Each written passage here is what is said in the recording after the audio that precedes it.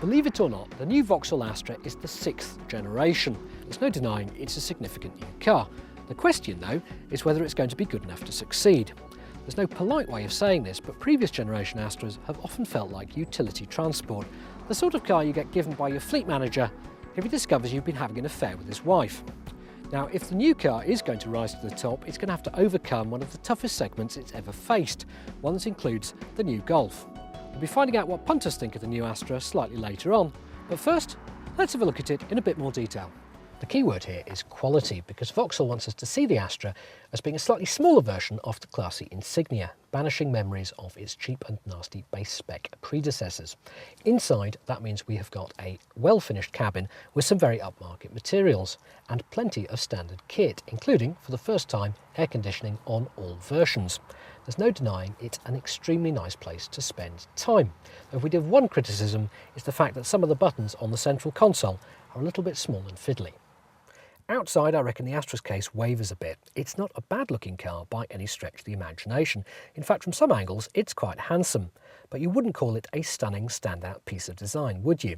And what's going on with the strange plastic surround off the rear badge? We couldn't quite work that one out either.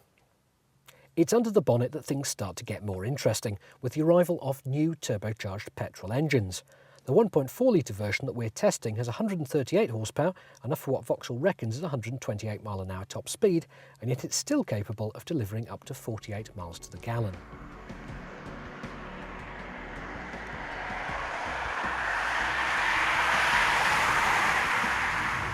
So, what's it like to drive?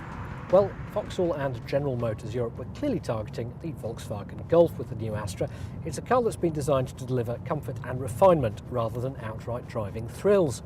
And even the sporty-sounding SRI badge on our test car doesn't actually translate into anything more than mild athleticism.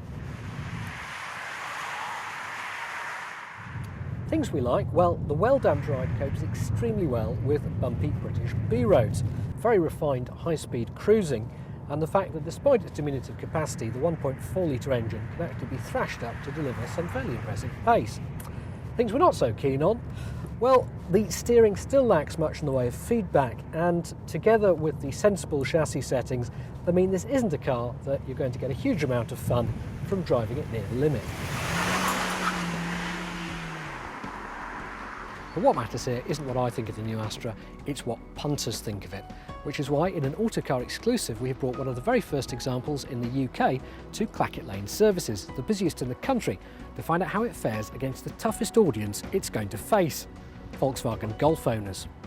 Well, I drive a Golf GTI, and I like the Golf because it's really well made. It's nice to drive, but it's also really well made, good build quality, and this seems like it's improved in its build quality. I mean, obviously the most important thing is to drive it. Previous Astras that I've driven, I didn't like the gearbox, and I thought it was a bit tinny.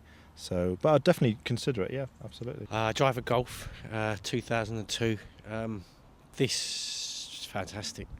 First glance, quite like it. So, if you were in the market again for a Golf-sized car, would you consider one of these? I would definitely consider it. Yeah. I drive a Golf. I have never driven Astra before. So far, I'm sitting here looking at it, and not a big difference between this and a Golf. I can tell you, I can see myself in future owning one like this. First time I saw it, I was like, wow, this is a new shape, this is a nice car. So there you have it. We'd be the first to admit it wasn't a particularly scientific survey, but it still produced an overwhelmingly positive response for the new Astra. Vauxhall should be very proud indeed.